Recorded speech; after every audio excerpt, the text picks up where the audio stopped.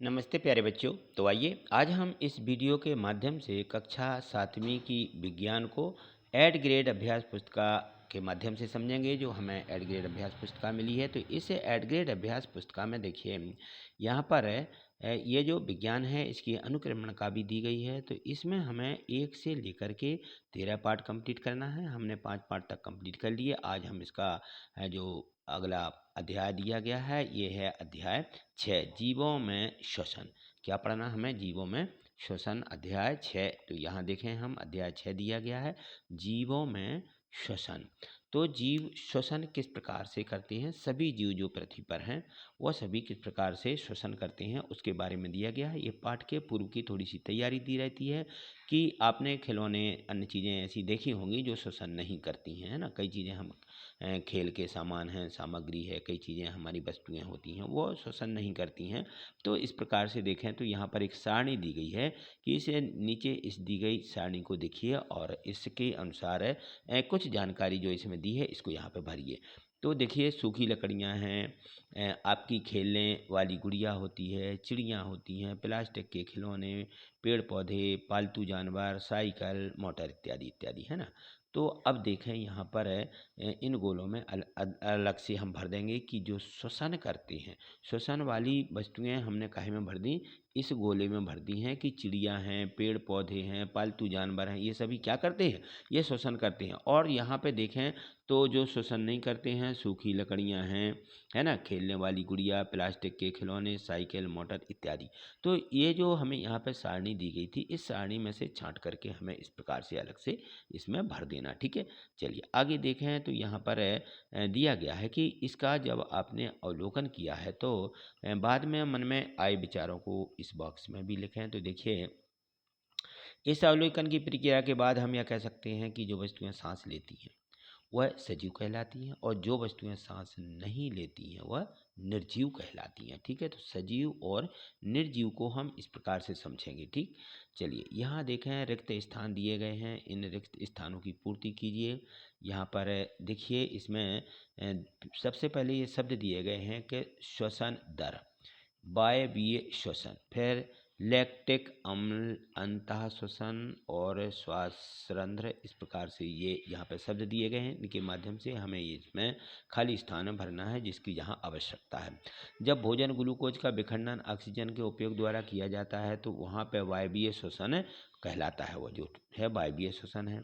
और अवायवीय श्वसन की जो क्रिया है वो लैक्टिक अम्ल और कार्बन डाइऑक्साइड इससे उत्पन्न होते हैं। ऑक्सीजन से समृद्ध वायु को शरीर के अंदर लेना अंतः श्वसन कहलाता है। जब कोई व्यक्ति 1 मिनट में जितनी बार सांस लेता है वह उसकी श्वसन दर कहलाती है। क्या कहलाती है? श्वसन दर। काकरोच में श्वसन अंग श्वास रंध्र होते हैं। क्या होते हैं? श्वास रंध्र। तो यहाँ थोड़ी इसको सुधार लेना, जैसा हमारे इसमें दिया गया है हमें उसी प्रकार से इसको लिखना है, ठीक है ना। यहाँ दिया गया है देखिए श्वास रंध्र दिया, रा के ऊपर बिंदी आदि नाम है धरा। तो यहाँ समझ में नहीं आ रहा होगा कि ये क्या लिखा है, तो ऊपर बिंदी लिख दीजिए और ये धा में ऋ है। क्या है? धा में ऋ, श्वास रंध्र, ठीक। यहाँ देखें प्रश्न यहाँ से दिए गए हैं जो बहुविकल्पीय प्रश्न हैं, यहाँ से ऑब्जेक्टिव यानी बहुविकल्पीय हैं। एक प्रश्न रहेगा, इस प्रश्न में हमारे इस प्रकार से 4 क्या रहेंगे उत्तर, जिनमें से जो सही होता है वो हमें यहाँ पे लिखना है, ठीक है। तो मछलियों में श्वसन अंग होते हैं। तो जो मछलियाँ होती हैं उनके जो श्वसन अंग हैं, उनकी जो सांस लेने की क्रिया किससे होती है? गिलोम होते हैं या गिल कहते हैं उनको यहाँ इस भाषा में, लेकिन हम अपनी भाषा में उनको गलफड़े भी बोलते हैं, है ना। प्रश्न 2 देखिए, पत्तियों में गैसों का आदान प्रदान होता है। जो पत्तियां होती हैं उनमें रंध्र होते हैं यानी छिद्र होते हैं। ये बी वाले ऑप्शन में दिया गया है, तो बी वाला ऑप्शन जो यहाँ है दिया है सही है और यहाँ पे बी वाले ऑप्शन को लिख देना, ठीक। प्रश्न 3 देखिए कि किसी व्यक्ति में श्वसन दर अधिक होगी, क्यों श्वसन दर अधिक होगी या श्वसन की क्रिया कब अधिक होती है, सांसें कब तेज चलती हैं, कहने का मतलब ये। तो देखिए हम यदि बैठे रहते हैं तो सांसें आराम से चलती हैं, सोने पर भी, तेज़ी से भागने पर और खड़े रहने पर भी कम। लेकिन जब हम तेज़ी से भागते हैं तो क्या होती है? हमारी सांसें बहुत तेज़ से चलने लगती हैं। तो सी वाला ऑप्शन यहाँ पे भर देना। मानव श्वसन तंत्र का भाग नहीं है। जो मानव श्वसन करता है उसमें से ये कौन सा नहीं है, ये हमें यहाँ पे लिखना है। ठीक है, तो जो देखिए भोजन नली होती है, कौन सी? भोजन नली। बाकी सब श्वसन के अंग हैं, ये भोजन नली श्वसन का अंग नहीं है, इसमें से भोजन जाता है अलग से। ठीक है ना। बताओ मैं कौन हूँ? मैं हवा में उपस्थित हूँ। मैं श्वसन के दौरान फेफड़ों में प्रवेश करती हूँ। तुम मेरे बिना जीवित नहीं रह सकते। तुम्हारे शरीर को ऊर्जा प्रदान करती हूँ।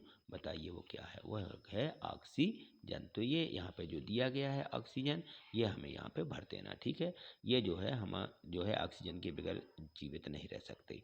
चलिए अगला प्रश्न देखिए। प्रश्न यहाँ पे दिया गया है 5 के बाद प्रश्न 6 दिया है। प्रश्न 6 तो इसमें 6 नहीं है, सीधा 7 है। 7 प्रश्न को इन्होंने दोबारा लिखा हुआ है, यानी वो एक 6।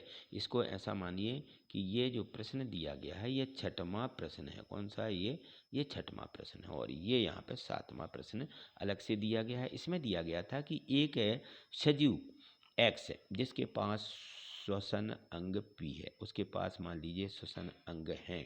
ठीक है, और वह स्थल पर रहता है, इसी ज़मीन पर। तो एक्स पानी के अंदर ज़्यादा समय तक जीवित नहीं रह सकता, किंतु एक अन्य सजीव बाई जिसके पास श्वसन अंग क्यू है, वह हमेशा पानी में रहता है और पानी के बाहर आने पर जीवित नहीं रह सकता। एक्स पी बाय क्यू क्रमशः इनको बताएं कि ये जो है क्या है। तो इसमें ढेर सारी चीज़ें दी गई थी। तो इसमें देखिए, इसमें दिया है कि पी और क्यू के बारे में दिया गया है, और बाय भी इसमें दिया है कि एक अन्य सजीव बाय है।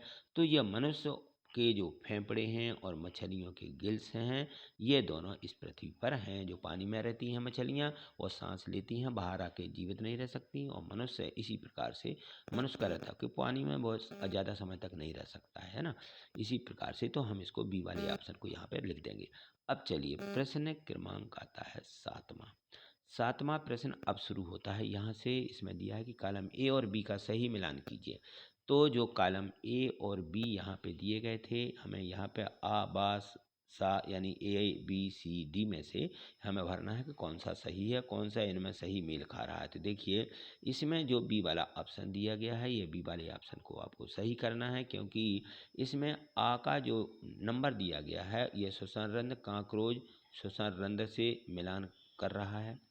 तो इसी प्रकार से बाजो दिया गया है, ये जो है ये क्लोम गिल्स मछली क्लोम गिल्स से श्वसन करती हैं। और चौथा का देखें वो सा दिया गया है, तो सा में हम चौथा लिख देंगे। चौथा त्वचा, केंचुआ की मात्र त्वचा होती है, उससे ये श्वसन करते हैं। और जो पौधे होते हैं, है ना, तो पौधे स्टोमेटा, इनसे हम स्टोमेटा, इस प्रकार से हम इनको मिलाते हैं। तो ये सही है, और यानी बी वाला हमारा ऑप्शन बिल्कुल सही है, और इसको यहाँ पे लिख दीजिए। चलिए प्रश्न 8वां देखिए। मैं एक पाइप जैसी संरचना हूँ और विशेष कोशिकाओं से बनी हूँ। मेरा प्रमुख कार्य पादपों में मृदा से जल और पोषक तत्वों का परिवहन करना है। बताओ मैं कौन हूँ? तो वह है जाइलम। क्या है वो? जाइलम। तो यहाँ पे जाइलम दिया गया बी वाले ऑप्शन में, बी को यहाँ पे लिख दीजिए। चलिए प्रश्न यहाँ से शुरू हो जाते हैं अति लघुत्तरीय प्रश्न। अभी तक के हमारे जो ऑब्जेक्टिव प्रश्न थे, खालिस्तान थे, वो हमने देखे।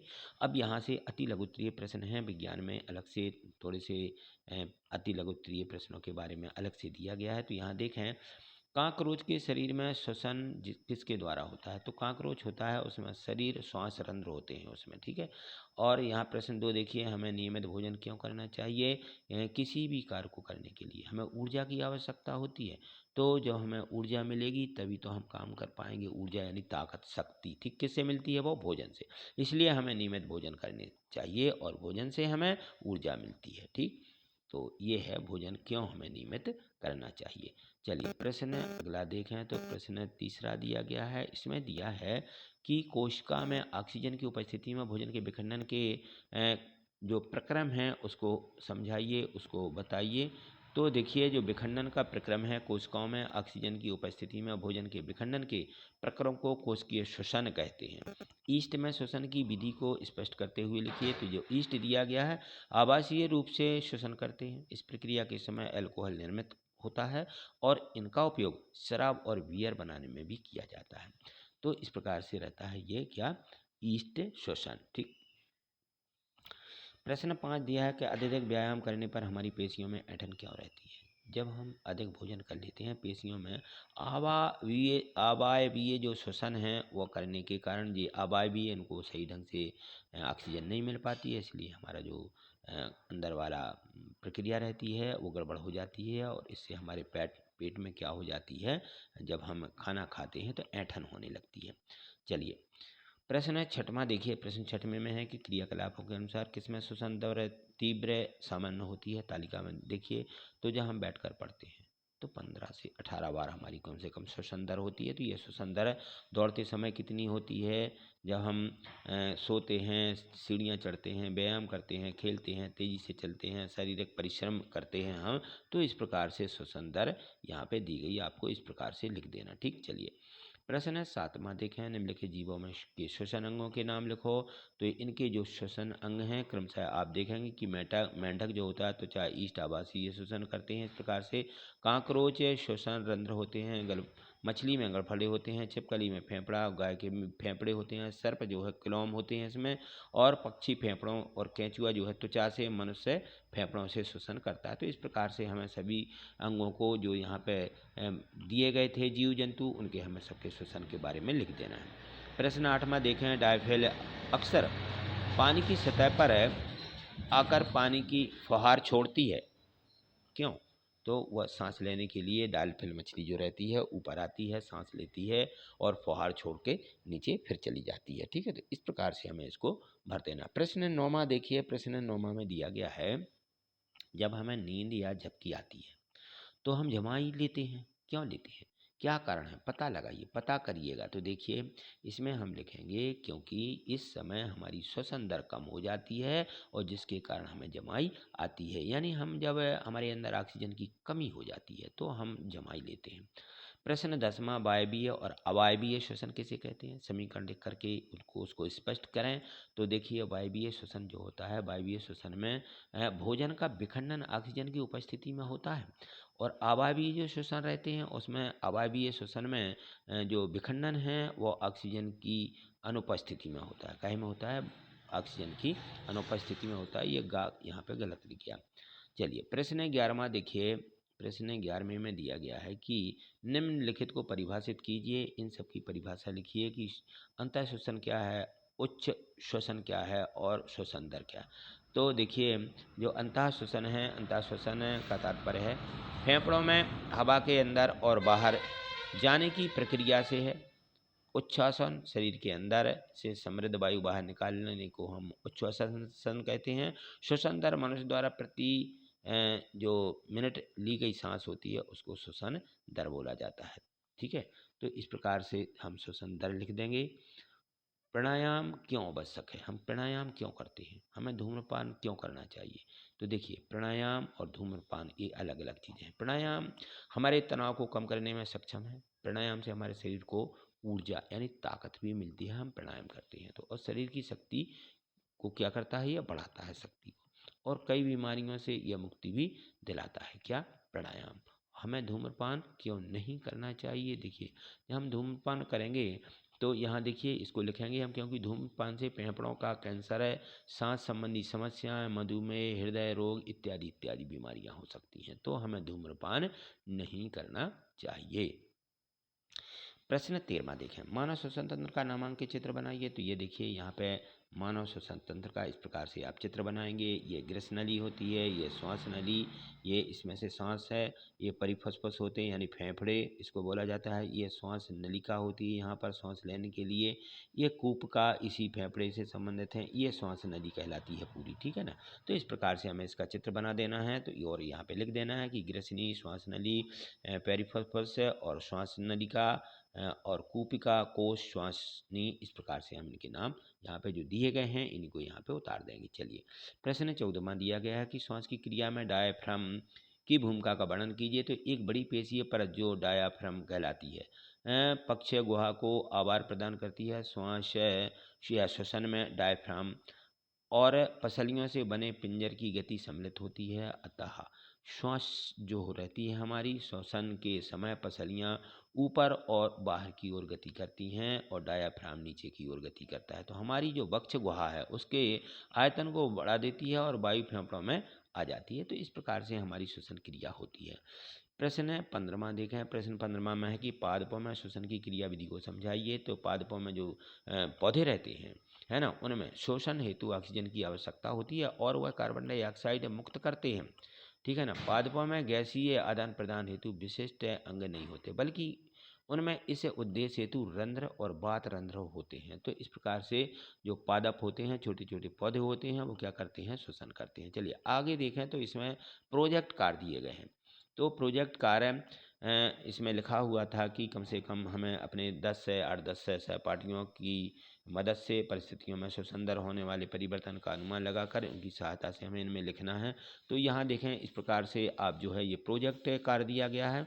तो यहाँ पर हम 8-10 अपने स्कूल के जो विद्यार्थी हैं हमारे, यानी कहना चाहिए हमारे जो दोस्त हैं, उन सभी को आप यहाँ पे नाम लिख लोगे। इस प्रकार से देखिए, मैंने सभी 8-10 लोगों के यहाँ पे नाम लिख दिए हैं और इसमें रामलाल नाम दिया हुआ था। तो बाकी मैंने इस प्रकार से लिखे कि कोमल, सुरेश, रीता, सीता, मंजुलता, ठीक है ना, गायत्री, शिखा, श्याम, संजू इत्यादि इत्यादि।